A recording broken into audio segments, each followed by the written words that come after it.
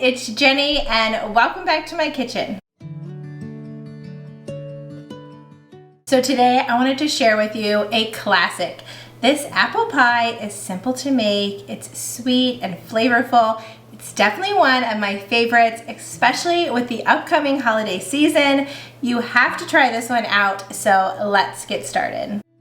Wash, peel, core, and then slice your Granny Smith apples until you have 8 cups of sliced apples. Now it will vary depending on the size, but I used 12 apples to get 8 cups.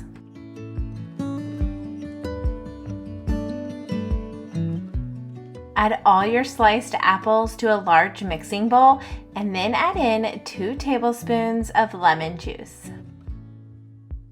Give that a mix, and then we're going to add in 1 cup of sugar, 1/4 cup of brown sugar, 1/4 cup of all-purpose flour. Then we're going to season with 1 teaspoon of ground cinnamon and 1/4 teaspoon of ground nutmeg. Mix all these ingredients together and then set your apples aside. Now this step you're not going to want to skip. It's the most important part to get that perfect apple pie. You want your apples to set for at least 30 minutes in the mixing bowl. The sugar is going to draw out a lot of water from those apples. And you don't want that baking at the bottom of your pie crust, making it soggy. And when it's time to transfer your apples into your pie crust, I always use a slotted spoon and I make sure that I'm not adding all that liquid that's gathered to the bottom into my pie.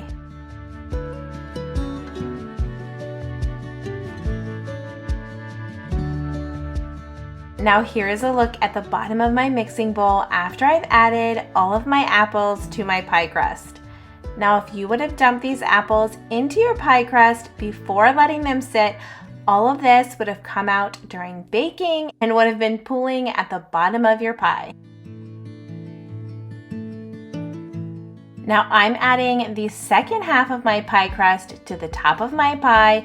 You can also cut this out in nice designs, or you can do a Dutch apple pie and add a brown sugar topping. I have recipes for a homemade pie crust and a Dutch apple pie. I'll make sure to put the link down below, so if you want to make those, you can check them out as well. Now to give my pie crust that perfect golden brown topping, I'm going to use 1 egg yolk and 1 tablespoon of water, mix them together, and then brush it over the top of my pie crust.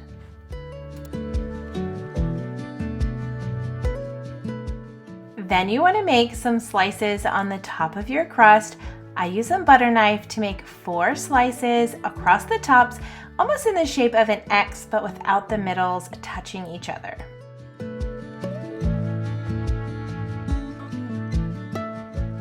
Bake this at 375 degrees for 50 minutes or until golden brown. You could always add some foil around the edges to make sure they don't burn.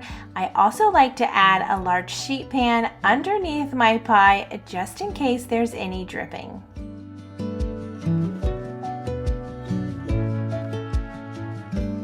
All right, so our apple pie is ready. This is a classic and one I think you're gonna love. So check that description down below for the recipe at the diaryofarealhousewife.com. You can print out this recipe, plus you can find hundreds of more easy recipes just like this one. Don't forget to like and subscribe, and we will see you guys next time.